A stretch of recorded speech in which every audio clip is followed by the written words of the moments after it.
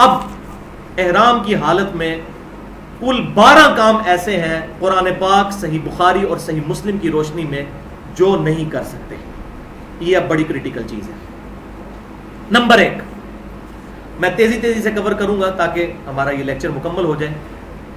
مردوں کے لیے سلا ہوا کپڑا پہننا، شلوار، قمیض یا پاجامہ، یہ پہننا منع ہے. لیکن اگر احرام کی چادریں میلی ہو جائیں تو بدل سکتے ہیں. یہ جو مشہور ہے کہ انہی چادروں میں گندے ہی رہنا ہے، ایسا نہیں ہے. چادر آپ کوئی اور باندھ لیں، اس کو کھول دیں. یہ نہیں کہ وہی کپڑے باندھ کے رکھنے ہیں، وہ کپڑے اس طرح کے ہونے چاہیے. آپ بے شک 3 چادریں بدلیں. اور تولیے والا احرام ہو تو سردیوں میں ذرا آسانی رہتی ہے،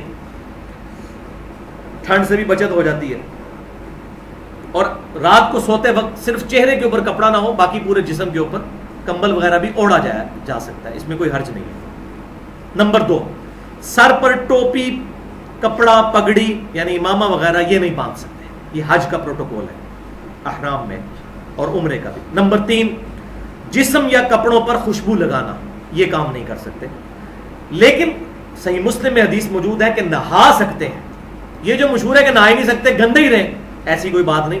بلکہ اعتکاف کے بارے میں مجھے پتا چلتا ہے کہ بعض علماء یہ کہتے ہیں جب تک غسل فرض نہ ہو اس وقت تک اعتکاف والا اٹھ کے غسل نہیں کر سکتا. تو بھائی 10 دن تک وہ جون جولائی کی گرمی میں جب مسجد کے اندر وہ بدبو پھیلائے. ایک طرف تو بخاری اور مسلم کی حدیث ہے کہ جو شخص پیاز کھائے وہ مسجد میں نہ آئے جب تک صفائی نہ کرے. اور بخاری اور مسلم کی حدیث ہے آپ صلی اللہ علیہ وسلم نے حکم فرمایا تھا کہ کوئی بندہ غسل کیے بغیر جمعے کی نماز پڑھنے نہ آئے کیونکہ بدبو آتی تھی. تو یہ کہیں نہیں لکھا ہوا، وہ غسل کر سکتا ہے. ویسے بھی وہ فنائے مسجد بھی مسجد کے اندر شامل ہے، مسجد کی باؤنڈری کے اندر غسل خانے ہوتے ہیں، ادھر جانے سے کوئی اعتکاف ٹوٹ نہیں جاتا. تو احرام کی حالت میں بھی نہا سکتے ہیں. صابن بھی استعمال کر سکتے ہیں لیکن بغیر خوشبو والا صابن نہ ہو. نمبر 4 جرابیں، موزے اور ٹخنے ڈھانپنے والے جوتے یہ استعمال نہیں کر سکتے. نمبر 5 نکاح نہیں کر سکتے احرام کی حالت میں، نہ نکاح کا پیغام دے سکتے ہیں. نمبر 6 خشکی کا کوئی جانور شکار نہیں کر سکتے. خشکی کا جانور، ہرن وغیرہ. اب یہ ہمیں باتیں عجیب لگ رہی ہوں گی. ظاہر ہے کہ بھائی جو لوگ 4 مہینے پیدل سفر کر کے جاتے تھے، راستے میں کئی ہرنیں آتی ہوں گی ان کے سامنے، جیسا کہ سورۃ المائدہ میں آیا کہ اللہ تعالیٰ فرماتا ہے ہم احرام کی حالت میں تمہیں آزمائیں گے، جانوروں کے ذریعے تمہارے آگے پھر رہے ہوں گے، پھر دیکھیں گے کون احرام کی پابندی پوری کرتا ہے. جیسا کہ بنی اسرائیل کو آزمایا تھا کہ ہفتے والے دن ہی ساری مچھلیاں آتی تھیں اور وہ پھر انہوں نے ہیلا بازی کی اور اللہ تعالیٰ نے ان کو کونوا قردۃ خاسئین پھٹکارے ہوئے بندر بنا دیا. تو اس طرح مسلمانوں میں بھی آزمائشیں اس اعتبار سے آتی تھی. شکر ہے اس آزمائش سے ہم لوگوں کو اللہ تعالیٰ نے محفوظ رکھا ہے کہ یہاں سے جہاز میں بیٹھے اور سیدھا وہاں پہنچ گئے. نمبر 7 بال کٹوانا یا مونڈنا. کسی نے کو داڑھی کا ایک آدھ بال نکال لیا یا سر کا، وہ نہیں، مکمل طور پہ سر کے بال اچھا خاصا حصہ ریموو کر دینا یہ منع ہے. اور یہ اس میں سے کوئی بھی کام کیا جائے گا تو پھر اس میں فدیہ دینا پڑے گا، وہ آگے آ رہا ہے.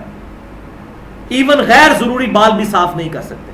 نمبر 8 ناخن کاٹنا، یہ بھی نہیں کر سکتے.